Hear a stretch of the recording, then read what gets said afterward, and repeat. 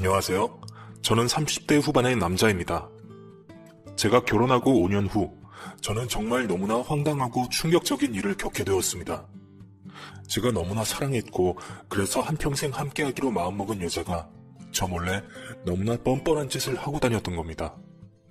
제 앞에서는 살살거리고 웃으면서 착한 척, 순수한 척은 다 하던 여자였고, 저는 그 모습 그대로 믿었습니다. 그런데 알고 보니 이 여자가 정말 감당 안 되는 여자더라고요. 그래서 저는 이 여자와 일찌감치 정리하고 제가 받은 만큼 그대로 돌려주었습니다. 저는 이 여자와 만나 결혼할 때까지만 해도 어떠한 일이 생겨도 가정은 지키겠다 생각했습니다. 제가 지금까지 살아오면서 제일 소중한 것이 가정이고 가족이라고 생각했으니까요. 저는 초등학교 때 부모님의 불화를 보면서 자랐고 부모님의 이혼을 겪으며 자란 사람입니다. 부모님의 불화는 제게 큰 아픔이었고 슬픔이었습니다. 제가 잠들어 있는 동안 저는 부모님이 싸우는 소리를 듣고 잠을 깨곤 했습니다. 제가 잠에서 깨어 정신이 들었을 때 엄마는 항상 아버지를 향해서 소리를 지르고 아버지는 이혼 도장 찍자고 하는데 왜 버티고 있냐고 엄마를 나무랐습니다. 왜 이렇게 살아야 돼? 우리는 이렇게 살아봐야 서로 좋을 거 하나도 없어. 서로한테 마음이 떠났고 계속 이렇게 살아봐야 싸우기밖에 더 하겠어? 이쯤에서 각자 헤어져 살자. 당신이 이러니 나 정말 더 이상은 못 살겠어. 그렇겠지. 바람이 났으니 나하고는 더 이상 살고 싶지 않겠지. 나하고 헤어지고 싶겠지. 다른 여자하고 살고 싶어서 그런 거 다 알아. 그래서 나는 이혼 못해. 죽어도 이혼 안 할 거야. 절대 다른 여자한테 못 보내. 그렇게 알아. 내가 아니라고 몇 번을 얘기해. 다른 여자 있는 거 아니라고. 그건 그냥 당신 생각이야. 나 하늘에 맹세코 바람 피운 적 없고 당신한테 이런 소리 들을 짓 한 적 없어. 제발 혼자 이상한 생각하지 말고 혼자 소설 좀 쓰지 마. 입만 떼면 거짓말이지? 내가 가게에서 당신이 다른 여자들하고 히히덕거리면서 놀아나는 걸 봤는데도 거짓말이야? 차라리 귀신을 속여. 도대체 어떻게 해야 내 말을 믿겠어? 제발 그만 좀 하자. 나도 이제 정말 지친다. 그러지 말고 병원에서 진료를 한번 받아보든지. 이제는 나를 미친년 취급하는구나. 내가 증거 잡아내고 말 거야. 내가 가만히 안 둘 거야. 엄마와 아버지의 싸움은 늘 그런 식이었습니다. 결론도 없고 끝도 없는 싸움이었죠. 어떤 날은 조용하고 어떤 날은 엄마 아버지가 싸우는 소리에 잠을 깼습니다. 그리고 여러 달이 지났고 아버지는 더 이상 숨 막혀서 못 살겠다며 따로 방을 구해서 나가서 살았습니다. 엄마 아버지의 본격적인 별거가 시작된 것이었죠. 엄마는 아버지를 말렸지만 아버지는 더 이상 참지 않았습니다. 애하고 둘이 살아갈 생활비는 넉넉하게 줄 테니 이제 더 이상 자기를 괴롭히지 말라고 했습니다.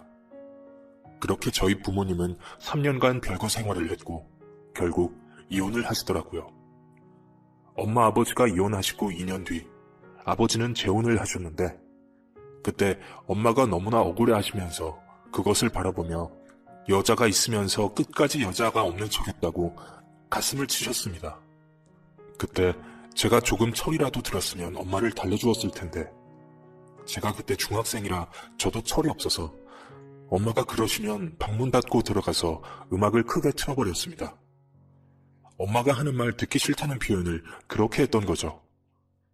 그런데 시간이 지나고 보니 엄마한테 그렇게 행동했던 것이 너무나 미안했습니다. 엄마가 아버지를 의심했든 아버지가 의심받을 짓을 했든 어쨌든 엄마는 마음의 상처를 많이 받았을 텐데 그런 엄마 마음을 달래주지 못한 것이 내내 마음에 걸렸습니다. 그래서 나라도 엄마 속상하게 하지 말자 하는 생각에 공부도 열심히 하고 엄마가 속상할 만한 짓은 안 하고 살았습니다. 그렇게 살다 보니 결국은 그것들이 저한테 도움이 되더라고요. 공부를 열심히 하다 보니 좋은 대학도 갈 수 있었고 나쁜 길로 빠지지 않으니 더 건강한 생각을 하면서 살 수 있게 되었습니다. 제가 엄마 아버지 사이에 있었던 일은 자세히 모릅니다. 아버지는 끝까지 바람 피운 적이 없는데 엄마가 의심했다고 하셨고, 엄마는 아버지가 바람을 피웠지만 끝까지 발뺌을 하는 거라고 하셨습니다. 그래서 한때 아버지가 밉기도 했고 원망하기도 했지만 아버지는 끝까지 엄마가 생활하는데 부족함 없이 생활비를 주셨고 제 학비도 다 아버지가 대주셨습니다. 아버지가 끝까지 우리를 가족으로 생각하고 책임진다는 마음도 있었겠지만 아버지는 사업운이 좋은 사람인지 사업을 하면 뭐든 다 잘 되는 듯 했습니다. 아버지는 당시 건설 원자재 무역회사를 운영하고 있었는데 그 사업이 큰 성공을 거두면서 아버지는 건물이며 땅을 많이 사들였습니다. 그리고 성공한 만큼 우리한테도 섭섭지 않게 생활비를 주셨고 제가 군대 오고 난 후에는 아버지 건물 1층을 하나 줄 테니 뭐든지 해보고 싶은 게 있으면 해보라고 하시더라고요. 그래서 저는 그때 커피숍을 운영하게 됐습니다. 대형 프랜차이즈 커피숍이었고 알바생을 뽑는다고 했을 때 얼굴이 익숙한 사람이 찾아왔더군요. 너 어쩐 일이야? 선배, 알바생 구하신다면서요? 그래서 저 알바 좀 해보려고 하는데 면접을 봐야겠죠? 네가 여기서 알바를 한다고? 진심이야? 너 취직한다고 하지 않았어? 취직할까 했는데요. 생각했던 것보다 취직도 잘 안 되고 그동안 마냥 놀고 있을 수는 없어서요. 선배가 저 알바생으로 써주시면 저 파트타임으로 일 좀 해보려고요. 저 바리스타 자격증도 있어요. 커피 좋아해서 예전에 배운 적도 있고 자격증도 땄거든요. 저 커피 한 잔 만들어 볼까요? 사장님 마음에 드실지 안 드실지. 사장님은 무슨 사장님이야. 그냥 선배라고 해. 그리고 혜진 네가 여기서 일해준다면 나야 좋지. 그럼 저 합격인 거예요? 이제 면접 끝난 거예요? 면접은 뭐 그렇게 얘기하니까 좀 쑥스럽다 우리 사이에. 에이 그래도 공과 사는 구분해야죠. 선배 저 열심히 할게요. 알바비만 꼬박꼬박 잘 챙겨주세요. 일을 마구마구 시키셔도 돼요. 그래 너 각오해라. 혜진은 같은 대학 같은 과 후배였습니다.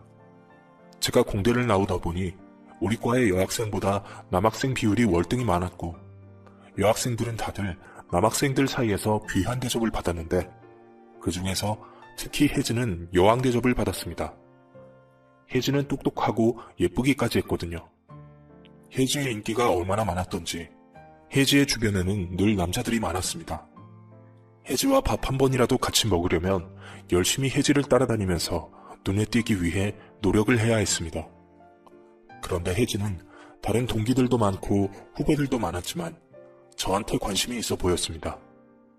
저한테 친절했고 가끔 제가 도서관에서 공부하고 있으면 커피도 한 잔씩 뽑아서 놓아주고 갔습니다. 다른 남학생들한테는 상상도 못할 일이었죠. 한때 우리가 사귄다는 소문이 돌기 시작했는데 그때는 정말 약간 서로 감정이 있었습니다. 사귀자는 말은 안 했지만 왠지 모르게 같이 하는 시간이 많았습니다. 공부도 같이 하고 공부하다가 힘들면 잠깐 나가서 커피도 같이 마시고 시험이 끝나면 영화도 같이 보러 가기도 했습니다. 저와 혜지가 사귄다는 소문이 자연스럽게 돌았고 소문으로 인해 온 과가 떠들썩했습니다. 둘이 너무 잘 어울린다며 시작해서 둘이 얼마 못 가서 깨질 것 같다. 동석이가 차일 것 같다. 아니다. 가만히 보니 동석이가 여자 꼬시는 재주가 있다. 혜지가 차일지도 모른다. 만약에 혜지와 동석이가 헤어지면 내가 혜지한테 대쉬해보겠다. 별별 얘기들이 다 돌았죠. 그렇게 한참 소문이 돌기 시작할 때 저는 국방의 의무를 다하기 위해 군대를 가야 했습니다. 저는 혜지한테 기다려달라는 말도 못하고 군대로 갔죠. 우리가 많은 시간을 함께 보내긴 했지만 우리가 사귀는 사이는 아니었으니까요. 혜지가 저를 정말 좋아한다면 저를 기다려줄 것이고 아니면 우리의 만남은 제가 군대 가는 것과 동시에 끝날 테니까요. 그렇게 저는 군대를 가게 되었고 저는 혹시나 혜지가 저를 배웅해주지 않을까 내심 기대를 했지만 혜지는 배웅을 나오지 않았습니다. 그때 조금 섭섭하긴 했지만 충분히 그럴 수 있다 생각했죠. 제가 혜지의 남자친구는 아니었으니까요. 오히려 배웅을 와주었으면 하고 생각하는 것이 큰 욕심이다 싶었죠. 그렇게 저는 혜지와의 사이가 완전히 끝난 줄 알았습니다. 그런데 제가 커피숍을 시작했을 때 혜지를 만난 거죠. 그렇게 혜지를 만날 거라고는 생각지도 못했는데 혜지를 다시 만나니 반가운 동시에 놀랍고 또 행복했습니다. 혜지는 하루에 6시간 일하고 나머지는 취업 공부를 하러 갔습니다. 저는 혜지가 너무 피곤한 것 같아서 마음이 너무 안쓰러웠지만 제가 어떻게 해줄 수 있는 건 없었습니다. 혜지는 그 누구보다 야무지고 똑똑해서 금방 취직을 할 수 있을 거라 생각했는데 혜지는 생각보다 취직하는 것이 쉽지 않은 듯 했습니다. 혜지는 면접에서 떨어질 때마다 풀이 죽어서 아무 말도 하지 않았습니다. 그때마다 저는 밥도 사주고 술도 사주면서 혜지의 마음을 달래주었고 그렇게 우리는 예전처럼 다시 서로에 대해 호감을 가지기 시작했죠. 선배는 나한테 왜 이렇게 잘해줘요? 선배 혹시 나 좋아해요? 술을 마시면서 혜지가 저한테 갑자기 던진 질문에 저는 말문이 턱 막히더라고요. 그리고 목이 타들어가는 듯한 느낌이 들어서 맥주를 한 잔 들이켰습니다. 왜 말은 안 하고 술만 마셔요? 내가 잘못 짚은 건가? 나 혼자 착각하는 거면 착각한다고 말해줘요. 솔직히 말해줘도 나 괜찮아요. 그게 네가 솔직히 말하라고 하니까 솔직히 말할게. 나 오래전부터 계속 너 좋아했었어. 그런데 바보처럼 용기가 없어서 말을 못했을 뿐이야. 나 솔직히 내가 군대 갈 때 네가 나 배웅해줄 거라 생각했어. 너도 나 좋아한다고 생각했거든. 그런데 군대 가기 전에 선후배들하고 술 마시는 자리에도 안 나오고 잘 가라는 말 한마디도 없고 배웅도 안 나와서 그냥 나 혼자 착각한 거라고 생각했어. 그런데 이렇게 네가 내 앞에 다시 나타나서 너무 놀랐어. 물론 알바생 구한다고 해서 온 거긴 하지만 그래도 내가 너랑 이렇게 같이 하는 시간이 또 생길 줄은 꿈에도 생각하지 못했거든. 게다가 너를 좋아하냐고 물으니 내가 정말 뭐라고 해야 할지 모르겠다. 혜지야, 내가 사실 좀 많이 헷갈려. 네가 이런 걸 물어보는 의도가 뭔지. 그러자 혜지가 아무 말 않고 가만히 있다가 술만 한 잔 마시더군요. 그리고 한참 동안 저를 쳐다보다가 입을 열었습니다. 선배, 이제 내 얘기 좀 할게요. 변명같이 들릴지 모르겠지만 그냥 있는 그대로 믿어줬으면 좋겠어요. 선배가 군대 갈 쯤 우리 집에 일이 좀 많았어요. 그때 아버지가 갑자기 아프셔서 병원에 입원하셨는데 암 진단을 받았어요. 병원에 가보니 간암이라고 했는데 이미 다른 장기에 전이가 많이 돼서 수술도 힘든 상태라고 하더라고요. 우리 식구들 모두 하늘이 무너지는 것 같았어요. 그래도 아버지를 포기할 수 없어서 항암 치료하고 엄마랑 번갈아 가며 병간호하면서 시간을 보냈어요. 선배 군대 보내기 전 술자리에도 갈 수 없었고 선배 배웅 나갈 형편도 아니었어요. 그래서 못 갔어요. 선배한테 마음이 없어서 그런 게 아니라 그냥 현실이 그랬어요. 아, 그랬구나. 난 그런 줄도 모르고. 미안해. 마음 많이 아팠겠다. 그런데 아버님은 어떻게? 6개월 뒤에 돌아가셨어요. 아무리 우리가 노력해도 해결할 수 있는 게 아무것도 없더라고요. 그게 더 마음이 아팠어요. 아빠 돌아가시고 난 후에 엄마와 저는 생계를 위해 뭐든지 해야 했고 하루하루 너무 정신없이 살았어요. 마음은 너무 아픈데 마음 아파할 시간도 없더라고요. 그러다 보니 선배한테 편지 한 장 쓸 마음의 여유도 없었고 면회 한 번 못 갔어요. 그냥 학교에서 가끔 선배 잘 지낸다는 소식만 들었어요. 그랬구나. 내가 너무 내 생각만 한 것 같아. 그런데 왜 아버님 돌아가신 걸 진작에 얘기 안 했어? 다른 동기들도 다 모르고 있는 눈치던데. 그냥요. 그냥 초라해 보일까 봐서요. 사람들한테 동정받는 게 싫었어요. 그냥 언제나 당당하게 보이고 싶어서 그랬나 봐요. 나 웃기죠? 아니야. 그럴 수 있다고 생각해. 충분히 그럴 수 있지. 미안하다. 내가 너의 그런 마음도 모르고 나는 그냥 애처럼 네가 나한테 마음이 떠났다고만 생각했어. 그리고 나는 너한테 연락할 생각도 못했는데 이렇게 찾아와줘서 고마워. 그날 우리는 서로의 마음을 확인했고 우리는 더 이상 선후배 사이가 아닌 연인 사이로 발전했습니다.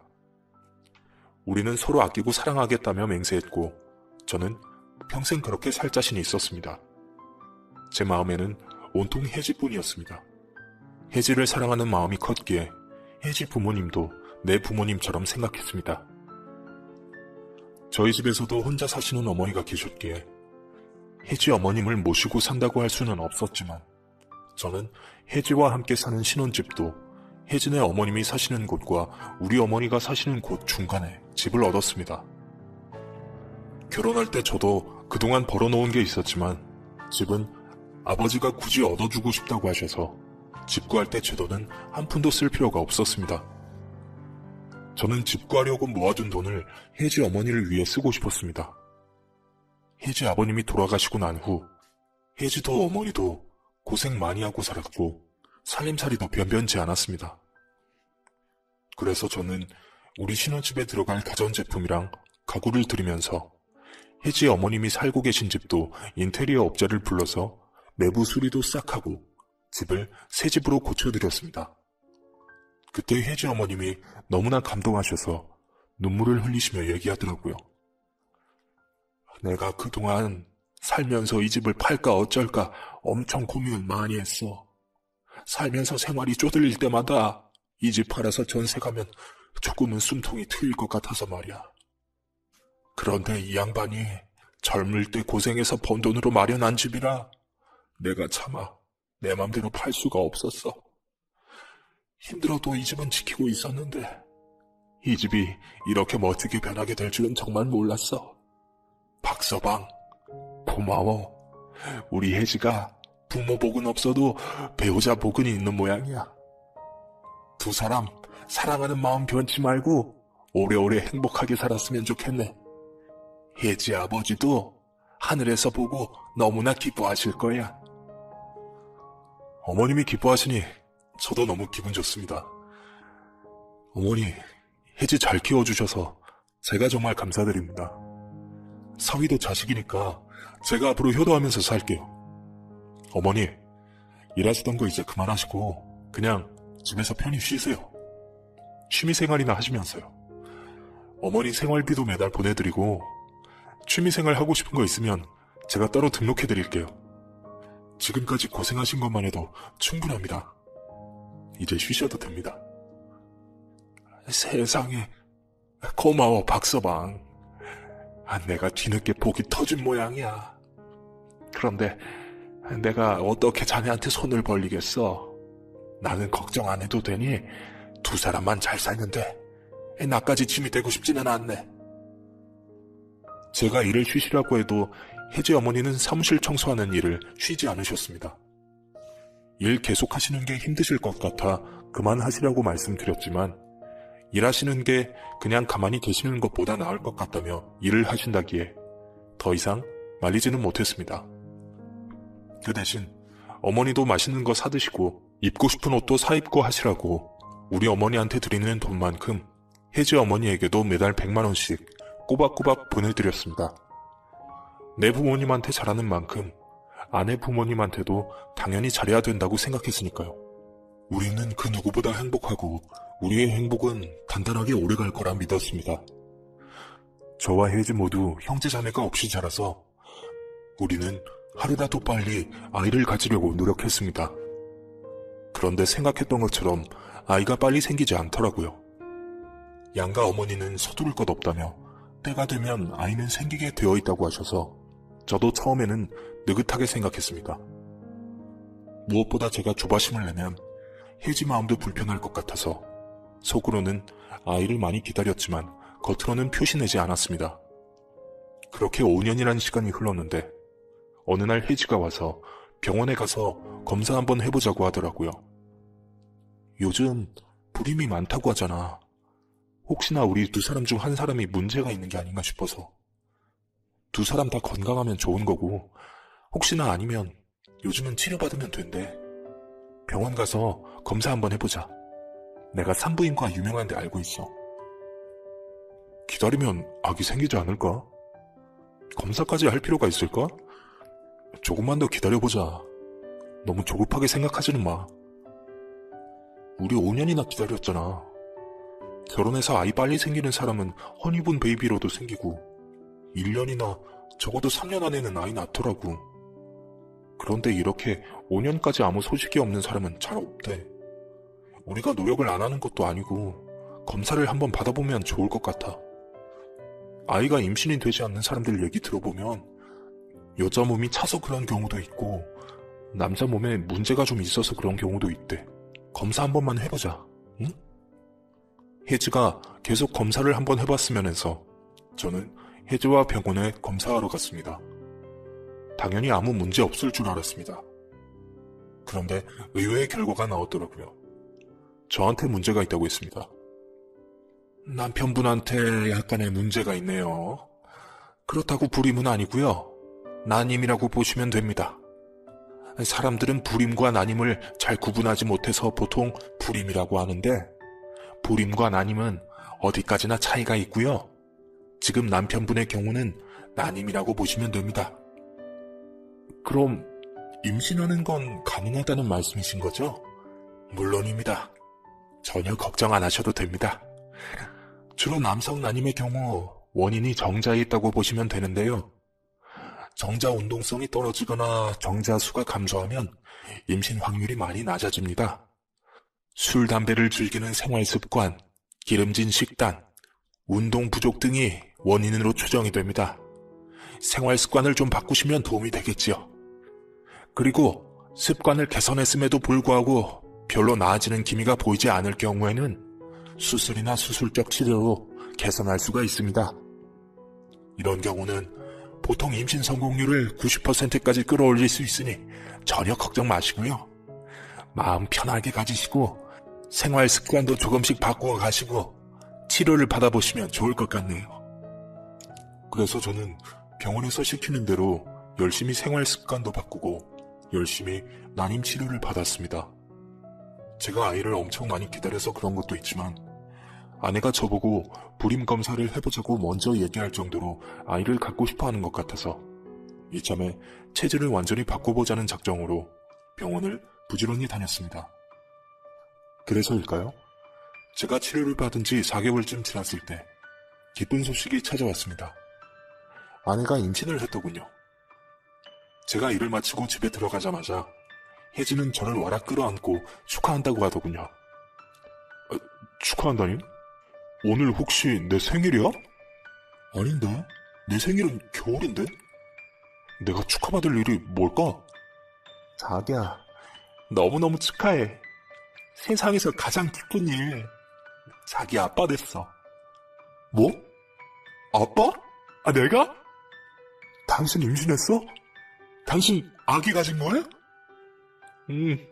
나 엄마 됐어. 당신은 아빠 됐고 나 임신 8주네. 고맙습니다. 감사합니다. 임신 8주. 나 아이 갖기가 너무 힘든 몸이라고 했는데 이렇게 아이가 생기다니. 나 정말 기뻐서 눈물이 날 것 같아. 치료받으면서도 혹시나 끝까지 아이를 가지지 못하면 어떡하나 걱정했었어. 그런데 이렇게 빨리 아이가 생기다니. 다 당신 덕분이야. 당신이 병원에 가자고 안 했으면 나는 아무것도 모르고 마냥 애를 기다리기만 했을 거야. 여보, 고마워. 너무너무 사랑해. 그날 저는 세상을 다 얻은 것 같았습니다. 아이를 얻는 기쁨이 뭔지, 아버지가 된다는 벅찬 감정이 무엇인지 알겠더라고요. 저는 혜지가 임신했다는 소식을 듣자마자 양가 어머니들한테 바로 전화를 돌렸고 양가 어머니들도 너무 좋아하시면서 축하해 주셨습니다. 그리고 특히 저희 어머니는 그동안 은근히 마음을 졸이고 계셨는지 그제야 속에 담아둔 얘기를 하시더라고요.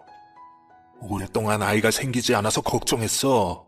안 그래도 병원에 한번 가보라고 진작에 얘기하고 싶었는데 너희가 알아서 병원도 가고 치료도 받길래 이제 아이가 생기려나 은근히 기대하고 있었어. 그런데 이렇게 좋은 소식을 안겨주다니 내가 얼마나 기쁜지 모른다. 네가 어릴 때부터 네 아버지하고 나하고 안 좋은 모습만 보여준 것 같아서 너한테 항상 미안했는데 못난 부모 밑에서도 몸도 마음도 건강하게 자라주어서 너무 고맙다. 이제 너한테도 아이가 생겼고 하니 내가 더 이상 걱정거리가 없다. 부디 네 아내한테 잘하고 네 아내가 세상에서 최고라고 생각하고 살아. 부부끼리만 마음이 변하지 않고 살아가면 세상 부러울 게 없는 거야. 가화만사성이라는 말도 있잖아. 남자가 여자한테 잘해야 돼. 무슨 말인지 알지? 네, 알아요. 제가 더 잘할게요. 부끄럽지 않은 아버지, 부끄럽지 않은 가장이 되겠습니다. 저는 그동안 게을리 살지 않았지만 앞으로는 더 부지런히 살아야겠다는 생각이 들었습니다. 이제 제가 책임져야 할 식구가 한 명 더 늘게 된 것이니까요. 저는 아이에게 부끄럽지 않은 아버지가 되고 싶었고 제가 어릴 때 봤던 부모님처럼 화목하지 않은 모습도 보여주고 싶지 않았습니다. 우리 아이에게는 좋은 모습만 보여주고 모범이 되는 행동만 보여줘야지 생각했죠. 친구들한테 혜지가 임신했다는 얘기를 하니 임신했을 때 잘해주라고 하더라고요. 임신했을 때 서운하면 평생 간다고. 그러면 평생 바가지 긁히는 수 있다고요. 그래서 저는 혜지한테 임신한 기념으로 선물해주고 싶다고 뭐가 하고 싶고 뭐가 갖고 싶은지 얘기해보라고 했죠. 그랬더니 혜지는 처음에는 아무것도 갖고 싶은 것도 없고 지금 가진 것만으로도 충분하다고 하더니 나중에는 돈을 좀 주면 좋겠다고 하더라고요. 돈 주면 나중에 사고 싶은 것들 좀 사겠다고요. 그래서 저는 그렇게 하라고 돈 200만 원을 통장에 넣어주었습니다. 아이는 뱃속에서 아주 건강하게 잘 자라고 있었습니다. 혜지 배는 조금씩 불러오기 시작했고 얼마 후 아이 심장 뛰는 소리도 들을 수 있다고 했습니다. 저는 하루하루 행복했고 빨리 아이가 태어나기만을 기다렸습니다. 모든 것에 감사했죠. 혜지가 우리 커피숍에 찾아와 준 것도 감사했고 우리가 부부가 된 것도 감사했고 그리고 저를 잘 치료해준 의사 선생님도 너무 감사했습니다. 그렇게 능력 있는 의사를 만나지 못했으면 제 팔자에 어쩜 아이는 없었을지도 모를 일이니까요. 저는 의사 선생님에게 어떻게든 이 마음을 보답하고 싶었습니다. 무엇을 선물하면 좋을까 고민하다가 그때 한창 송이버섯이 나오는 철이라 고급 송이를 좀 선물하면 좋을 것 같다는 생각이 들더군요. 그래서 제가 잘 아는 분을 통해서 고급 송이 한 박스를 주문했고 그 다음날 송이가 커피숍으로 도착했습니다. 저는 손님이 어느 정도 빠진 오후 3시 무렵에 송이를 들고 병원을 찾았습니다. 지하에 차를 주차하고 엘리베이터에 올라탔고 엘리베이터의 문이 닫히려는 찰나 맞은편 엘리베이터에서 아내가 내리더군요. 여보, 혜지야! 제가 불렀지만 혜지는 제 소리를 못 들은 듯 했습니다. 엘리베이터는 그대로 올라가 버렸고 전화를 하니까 혜지가 전화를 안 받더라고요. 저는 3층의 엘리베이터를 멈추어서 계단을 이용해 지하주차장으로 내려갔고 지하주차장에 도착하자 혜지가 어떤 남자 팔짱을 꼭 끼고 문 밖으로 나서고 있었습니다. 저는 순간 그 사람이 혜지가 아니라고 착각이 들 정도였습니다. 혜지가 다른 남자의 팔짱을 끼고 갈 리가 없었으니까요. 그런데 그 남자의 팔짱을 꼭 낀 사람은 혜지가 확실했습니다. 혜지는 그 남자 팔짱을 끼고 가끔 그 남자 얼굴을 쳐다보면서 너무나 행복한 웃음을 짓고 있었습니다. 기분이 너무 이상하더라고요. 저는 혜지한테 다시 전화를 걸어봤고 전화가 울리자 혜지는 전화를 받을까 말까 망설이다가 그 남자한테 미안하다고 잠깐만 전화 받겠다며 한쪽으로 가서 조용히 제 전화를 받더군요. 나야? 어쩐 일이야 이 시간에? 오늘 병원 간다고 하지 않았어? 병원은 잘 갔다 왔나 해서. 지금 병원에서 나가는 길이야. 진료 잘 받고 왔고 애는 엄청 건강하대. 그래, 다행이다. 나 일 조금 한가해졌는데 병원에 있을래? 내가 데리러 갈게. 지금? 아니야, 데리러 오긴 뭘. 혼자 가면 되는데. 일 바쁠 텐데 일 봐야지. 직원도 한 명 빠졌다며. 나는 괜찮으니까 자기는 자기 일 봐. 혼자 괜찮겠어? 혼자 가다가 넘어지기라도 하면 어떡해? 넘어지긴 내가 앤가? 그리고 병원에 혼자 오는 거 하루 이틀도 아니고 괜찮아. 나 신경 쓰지 말고 일해. 나 백화점에서 아기 옷 좀 몇 개 사고 친구랑 밥 먹고 좀 늦게 들어갈 거야. 그러니까 혹시나 좀 늦더라도 걱정하지 마. 그래. 그럼 나중에 봐. 혜진은 제 전화를 끊더니 다시 웃으면서 그 남자에게 다가갔습니다. 그 남자가 누구냐고 묻더군요. 그랬더니 혜진은 친정엄마 병원에 잘 갔냐고 하면서 엉뚱한 소리를 했습니다. 혜진은 저와 그 남자에게 모두 거짓말을 하고 있었습니다. 저한테는 병원에 혼자 왔다고 했고 그 남자에게는 남편인 저를 친정엄마라고 둘러대고 있었습니다. 그리고는 그 남자에게 찰싹 달라붙어 생전 처음 보는 낯선 차를 타고 혜진은 그 자리를 떠났습니다. 뭔가 기분이 이상하다는 생각이 들더군요. 저는 제 차를 타고 그 차를 바짝 뒤쫓았고 그 차는 한 아파트로 들어갔습니다. 그 아파트 주차장은 입주민 카드를 찍어야 주차바가 열리는 것이었습니다. 저는 그곳에 들어갈 수가 없어서 차를 밖에 세워두고 걸어서 주차장으로 들어갔습니다. 그리고 두 사람이 엘리베이터를 타길 기다렸다가 몇 층에서 내리는지 지켜보았죠. 그 두 사람은 12층에서 내렸고 저는 다른 사람이 나올 때까지 기다렸다가 공동 현관문이 열렸을 때 그때 안으로 들어갔습니다. 그리고 12층에 도착했죠. 12층에 도착하니 대문이 딱 두 개가 있더군요. 그렇다면 둘 중 하나인데 엘리베이터 왼쪽 집에서는 아이 목소리가 들리는 걸 보니 그 집은 아니라는 판단이 들었습니다. 그래서 나머지 한 집을 쳐들어가 보기로 하고 초인종을 눌렀습니다. 잠시 후 혜지와 팔짱 끼고 갔던 남자가 문을 열었고 저는 문이 열리자 무작정 집 안으로 들어갔습니다. 당신 뭐야? 뭐 하는 사람이야? 그 남자는 제 팔을 잡고 저를 막아섰습니다. 저는 그 남자를 뿌리치고 방으로 들어갔습니다. 방에는 혜지가 그 사람 침대에 누워서 왜 그래? 무슨 일이야? 하고 묻다가 저를 보고 그냥 멍하니 앉아있더군요. 당신 뭐야? 누군데 남의 집에 함부로 들어오고 난리야? 이거 범죄야? 콩밥 먹고 싶어? 너야말로 무슨 짓이야? 너희 집은 뭐 하는 거지? 너희들은 무슨 사이야? 제가 그 남자를 똑바로 쳐다보고 묻자 그 남자는 아차 싶은 모양이더군요. 그제야 제가 누군지 눈치를 챈 모양이었습니다. 여긴 어떻게... 혜지야, 어떻게 된 거야? 나도 몰라. 두 사람은 아주 난감한 표정으로 쳐다보고 있었고 저는 둘이 어떻게 된 건지 무슨 사이인지 캐물었습니다. 그러자 혜지는 아무것도 아니라고 그냥 아는 사이인데 잠깐 차 한잔 마시러 온 거라고 하더군요. 야, 정말 이상한 사람들이네. 너는 아는 남자면 다 팔짱 끼고 그 남자 집에 드나들어? 그리고 커피 마시는데 너는 침대에 누워서 마셔? 말이 되는 소리를 해. 어떤 여자가 그냥 아는 남자 집에 놀러와서 그 남자 침대에 눕냐고. 미치지 않고서야 누가 그러냐고. 제가 미친 듯이 소리를 지르자 혜지는 진정하라며 나랑 따로 얘기하자고 저를 데려나가려고 하더군요.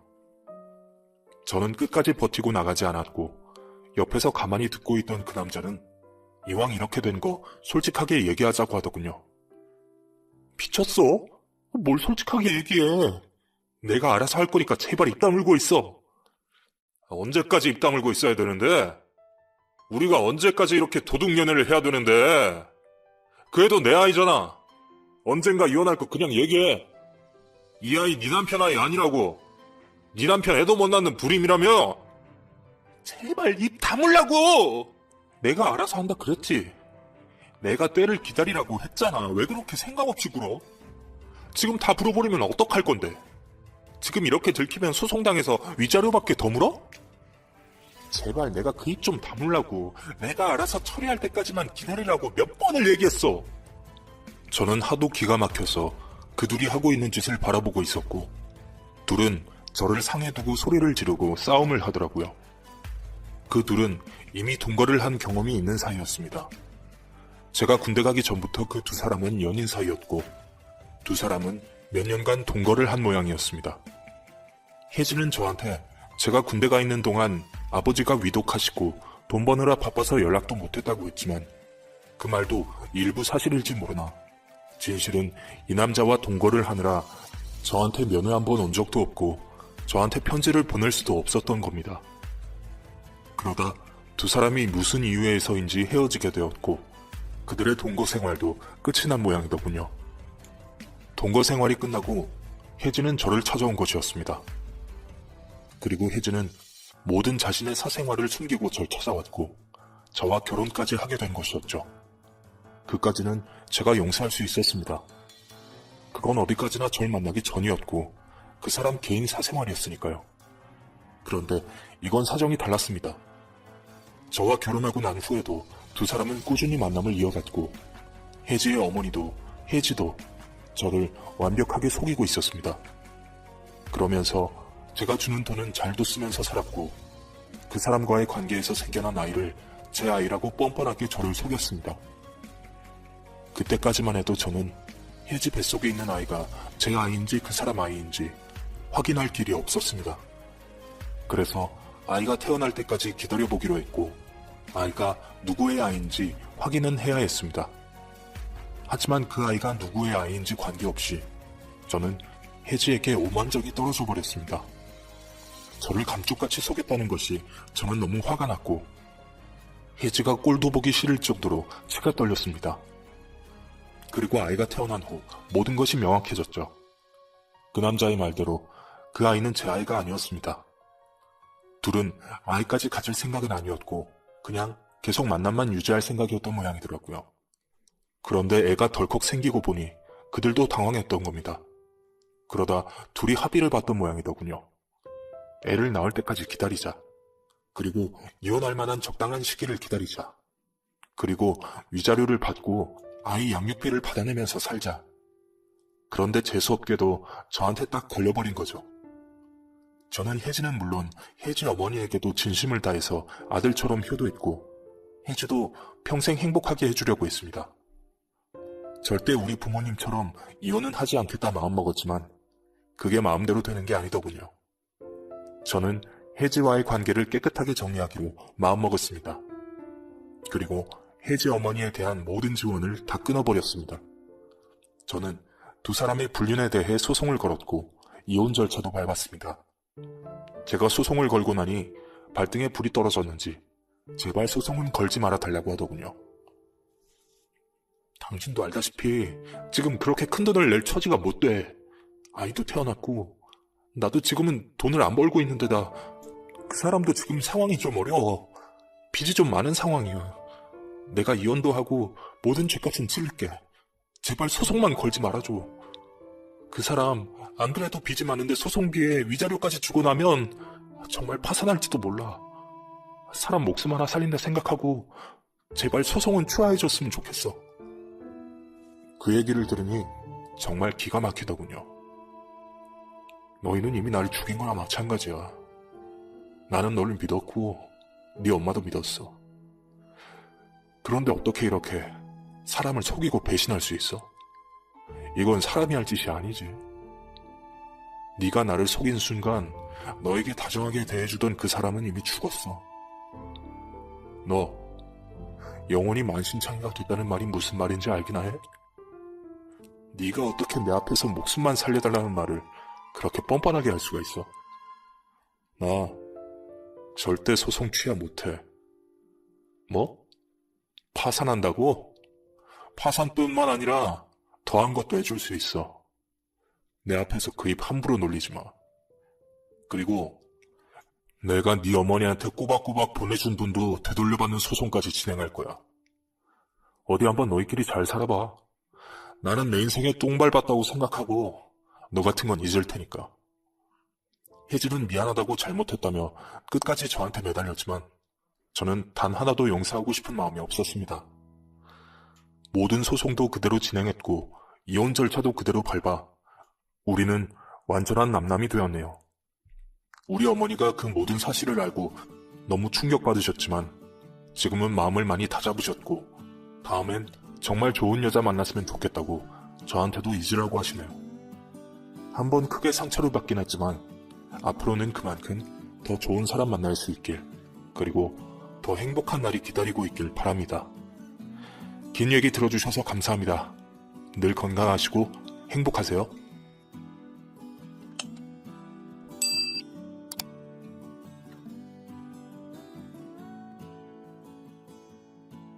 안녕하세요. 중년사랑 발전소입니다.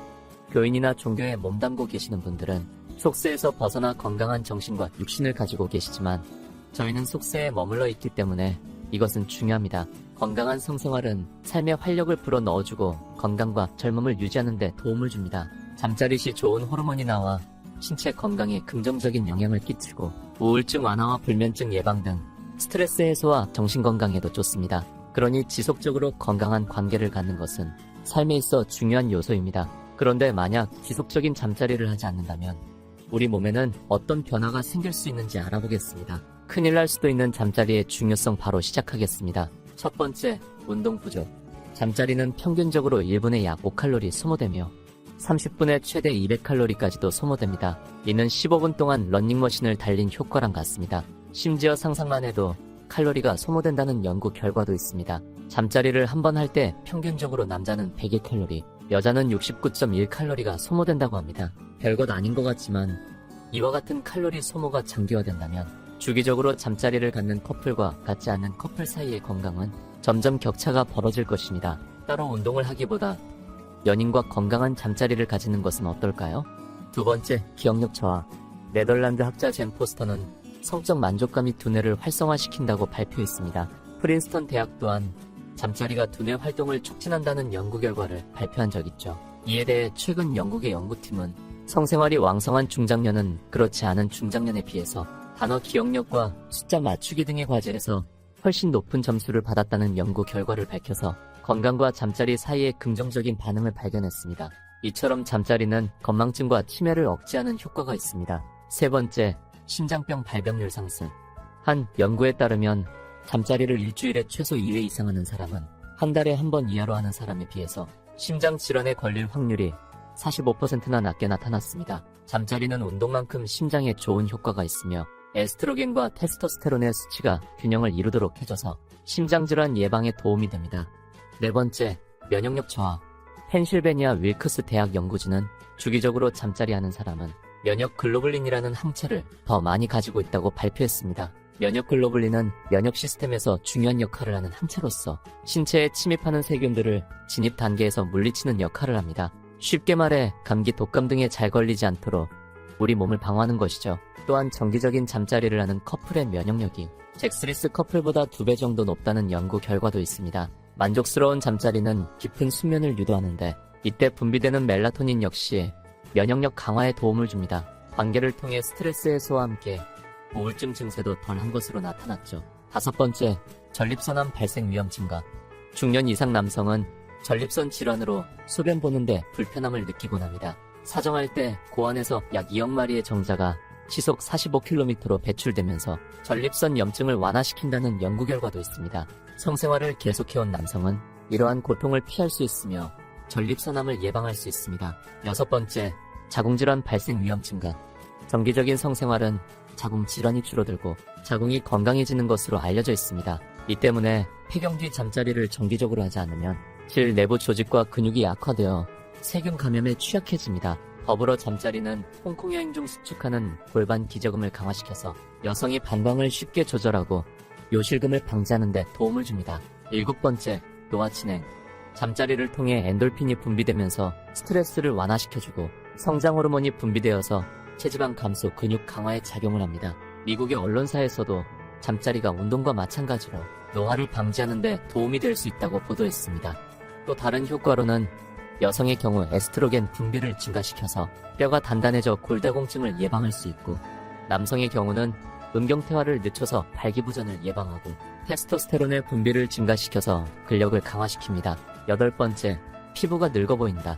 정기적으로 성생활을 즐기는 여성은 에스트로겐 분비가 활발해져서 피부가 좋아지는 것으로 알려져 있습니다. 실제 스코틀랜드 병원 연구팀이 3,500명을 대상으로 조사한 결과 주 3회 이상 성생활하는 사람은 또래보다 평균 10년 더 젊어 보이는 것으로 나타났습니다. 관계 후 수면 중 나오는 멜라토닌은 성장 호르몬이 잘 나오도록 돕는 역할도 해서 노화를 막을 수 있습니다. 이처럼 주기적인 잠자리를 하지 않으면 우리 몸에 여러 가지 안 좋은 영향을 줄 수 있다는 걸 알 수 있습니다. 주기적으로 관계를 갖는 커플과 갖지 않는 커플을 비교하면 삶의 질에서 엄청난 차이가 날 것입니다. 인간의 가장 강한 욕망 중에 하나가 성욕입니다. 이는 종족 번식의 욕구와 관련이 있으며 인간이라면 누구나 가지고 있는 자연스러운 욕구이죠. 이런 욕구를 해소하고자 하는 행동은 자연스러운 것입니다. 그런데 요즘 한국은 점점 잭스리스 사회로 가고 있습니다. 한국의 성인 3명 중 1명은 지난 1년간 잠자리를 갖지 않았다는 조사 결과가 나왔습니다. 2000년에 했던 비슷한 조사에서는 10명 중 1명이었는데 무려 3배로 오른 것이죠. 조선일보에 따르면 연세대 염희식 교수와 최준용 교수가 2021 서울 거주자의 성생활 연구 결과를 발표했습니다. 연구팀은 2021년 1월부터 5월까지 서울 지역의 만 19세 이상 성인 남녀 2182명을 대상으로 온라인 설문조사를 했는데, 염유식 교수는 잠자리를 논의하는 것 자체를 싫어하는 사람들이 많았는데 이번 조사의 응답률이 50%가 넘는 것을 보고 놀랐다며 한국에서도 성에 대해 감추지 않고 솔직하게 응답하는 분위기가 생긴 것 같다고 했습니다. 연구 결과 지난 1년간 잠자리를 갖지 않았다고 답한 사람은 전체의 36%였습니다. 성별로는 남성이 29%, 여성이 43%로 여성이 남성보다 비율이 높았죠. 그런데 그 이유는 전혀 달랐습니다. 여성의 절반 이상은 흥미가 없어서라고 답한 반면에 잠자리를 갖지 않은 남성의 절반 이상은 파트너가 없어서라고 답했습니다. 남성은 못한 것이지만 여성은 안 한 것이죠. 2000년 미국 제약회사 화이자가 세계 성태도 및 성행동 연구를 진행할 당시 한국인들의 잭스리스 응답은 11%였습니다. 그때와 비교하면 3배 이상 늘어난 것이죠. 왜 이런 현상이 생겼을까요? 염 교수는 저출산, 비혼과 여성의 사회적 지위 향상 등을 원인으로 볼 수 있다고 했습니다. 서로 간 합의가 이루어져야 가능한 잠자리에서 이젠 여성의 주도권이 더 커졌다는 뜻이죠. 또 출산 이후 여성은 남편과 잠자리하는 것을 멀리하고 자녀에게 더 많은 신경을 쏟으며 함께 자는 경향이 높았다고 합니다. 이 외에도 남녀 갈등과 사회문제, 경제 침체 등 다양한 요인들로 점점 관계를 하는 사람이 줄어들고 있습니다. 건강한 성인의 경우 누구나 가지고 있는 욕구 중 하나인 성욕. 이런 본능적인 욕구가 제대로 해소되고 있지 않다는 사실은 장기적으로도 단기적으로도 우리에게 좋지 않은 영향을 끼칠 것입니다. 물론 파트너가 없다면 혼자 해소하는 것도 하나의 방법이 될 수 있습니다. 남성과 여성 관계없이 자기 위로를 통해서 뇌에서는 사랑의 호르몬인 옥시토신과 엔도르핀이 분비되면서 스트레스를 해소하고 수면을 취하는 데 도움을 줍니다. 남성의 경우 전립선암의 위험을 줄일 수 있고 여성의 경우엔 월경 통증을 완화할 수 있다고 합니다. 또한 파트너가 필요 없고 성병이나 임신을 걱정 안 해도 됩니다. 혼자이신 분들도 걱정하지 마세요. 자기 위로도 다양한 장점이 있습니다. 오늘은 잠자리를 갖지 않으면 나타나는 신체의 변화 8가지를 알아봤습니다. 안녕하세요. 중년사랑발전소입니다. 같은 시간 동안 터치를 하더라도 여자가 강한 자극을 느끼는 부위가 있고 별 느낌을 받지 못하는 부위가 있습니다. 많은 남성들이 별로 자극이 없는 부위를 시간을 허비하며 터치하기도 합니다. 사랑하는 내 파트너와 본 게임에 들어가기 전 서로를 터치하는 과정은 매우 중요합니다. 하지만 많은 남자들이 욕망이 앞서서 터치하며 교감하는 과정을 건너뛰고 무작정 돌진하는 경우가 많습니다. 이 경우에 감정을 중요시하는 여자는 애정을 느끼지 못하고 자신의 몸만 원하는 것 같아서 상처를 받고 실망하기도 합니다. 육체적으로 제일 가까워지는 순간에 오히려 정신적으로는 멀어질 수도 있는 것이죠. 반대로 본 게임에 들어가기 전에 잠깐을 터치해주더라도 여자가 충분히 자극을 느끼고 감동을 받을 수 있는 효율적인 신체 부위들이 있습니다. 한 연구 결과에 따르면 여자는 직접적인 관계로 만족감을 느낄 확률이 42%로 절반도 되지 않는다고 합니다. 여자 2명 중 1명은 관계를 가질 때 만족감을 느끼지 못하는 것이죠. 이 확률을 끌어올리기 위해선 효율적인 터치 과정이 꼭 필요합니다.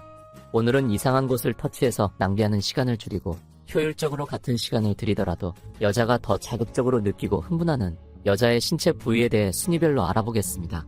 모르면 손해보는 여자가 가장 자극을 느끼는 신체 부위. 6위, 입술. 입술은 얼굴에서 코 다음으로 가장 돌출되어 있는 부위로 다른 피부와는 다른 감각을 가지고 있습니다. 입술에는 신경말단이 모여 있는데 신경말단이 무려 손가락 끝보다 100배나 더 많다고 합니다. 손가락을 만지는 것보다 입술에 자극을 주는 것이 100배나 더 효과적인 것이죠. 입술은 조금만 만져도 행복과 관련된 호르몬이 나오며 기분이 좋아집니다. 입술을 자극하는 방법도 여러 가지가 있죠. 입술에 직접적으로 키스하지 않고 입술 주변에 입을 맞춰도 충분히 자극을 줄 수 있습니다. 이렇게 입술 주변에 입을 맞추면서 여자의 기대감과 감각을 끌어올리고 그 뒤에 입술에 직접적으로 키스하기 시작하면 여자는 자극적인 느낌을 받고 절정에 한 발짝 더 가까워지게 됩니다. 결혼한 지 오래됐거나 만난 지 오래된 커플은 입맞춤을 잘하지 않는 경우가 많은데 오늘은 오랜만에 내 파트너와 입술을 맞추며 사랑을 나눠보는 것은 어떨까요? 5위, 귀. 귀에 바람을 부는 장난을 해보거나 당해보신 경험이 있으신가요? 귀에 누군가 갑자기 바람을 훅 불면 몸이 바르르 떨리면서 간지러운 느낌을 받습니다. 그만큼 귀는 예민한 신체 부위 중 하나인데요. 모두가 알고 있는 예민한 부위 중 하나이지만 전이 과정에서 이곳을 아예 손을 대지 않거나 건너뛰는 분들이 있습니다. 귀는 옷 밖에 있기 때문에 옷을 벗기 전 시작하는 단계에서 터치하기에 적절한 신체 부위입니다. 귀에는 감각 수용체가 많이 있고 모든 신경이 끝나는 신체 부위이기 때문에 귀를 자극하면 절정에 도달하는 시간을 줄일 수 있고 절정을 더 강하게 느낄 수도 있습니다. 이때 주의할 점은 귀를 통해 자극을 주려고 하다가 침을 잔뜩 묻히면 오히려 불쾌감을 줄 수도 있으니 부드럽게 살짝씩 귀를 터치하는 방법을 추천드립니다. 특히 여자는 청각적인 부분에 약하기 때문에 귀에 부드럽게 입 맞추다가 사랑한다는 말을 작게 속삭이면 여자는 등줄기에 짜릿한 느낌을 받으면서 몸이 후끈 달아오르게 됩니다. 4위, 목. 목도 귀와 마찬가지로 옷을 벗지 않아도 노출되어 있는 부위입니다. 때문에 6위부터 4위까지는 시작 단계에서 자극을 주면 좋은 부위죠. 옷을 벗을 필요 없이 직접적으로 자극을 줄 수 있는 효과적인 신체 부위들입니다. 여자들이 머리카락을 귀 뒤로 넘기면서 목선을 보여주거나 하는 행위가 모두 자신의 매력을 어필하는 데 사용되는 행동입니다. 목과 귀는 그만큼 성적으로 연결되어 있으며 자극을 쉽게 받는 부위입니다. 특히 목 뒷부분에 살짝 입맞추면 굉장히 설레면서도 로맨틱한 느낌을 줄 수 있습니다. 뒷부분만 아니라 앞부분에도 부드럽게 입맞추며 아프지 않을 정도로 살짝 깨물어 보세요. 드라큘라와 관련된 만화나 영화에 드라큘라가 여성의 목을 흡혈하는 장면에서 대다수의 여성이 성적인 자극을 받았다고 합니다. 오늘 밤엔 드라큘라처럼 내 파트너의 목을 부드럽게 입맞춰주며 살짝 깨물어 보세요. 내 파트너는 짜릿한 느낌을 받으면서 금세 절정에 도달하게 됩니다. 3위, 가슴. 대부분의 남성들이 여자들의 가슴을 좋아하지만 어떻게 자극해야 하는지 그 방법은 모르는 경우가 많습니다. 마구 주무르는 경우가 많죠. 일단 크기에 따라서 자극하는 방법이 다릅니다. 작은 가슴의 경우 자극에 민감하게 반응을 하는 경우가 많아서 만약 크기가 작다면 작은 자극에도 크게 반응할 수 있으니 너무 강하게 하기보다 오히려 부드럽고 약하게 자극을 주는 것이 좋습니다. 여성이 큰 가슴을 가지고 있는 경우 지방층이 두꺼워서 작은 가슴보다 24% 정도 자극을 덜 느낀다고 합니다. 이 경우에는 가슴의 아랫부분인 아랫가슴이나 그 주변 옆구리 쪽에서부터 쓸듯이 자극을 주는 방법이 좋습니다. 여성은 가슴 자극만으로도 홍콩 여행을 할 수 있다고 하니 특히 이 부분을 적극적으로 자극해주는 것이 좋습니다. 2위, 허벅지 안쪽.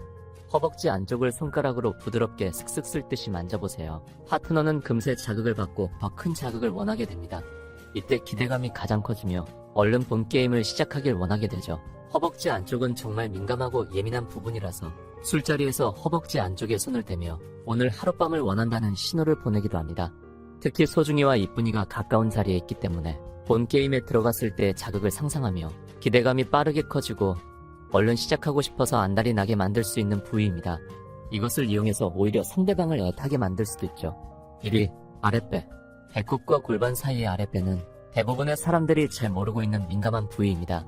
이 부위는 매우 민감하기도 하지만 가벼운 자극에도 다른 신체 부위로 혈액이 도는 것을 도와줘 자극을 받고 흥분하는 속도를 빠르게 만들어줍니다.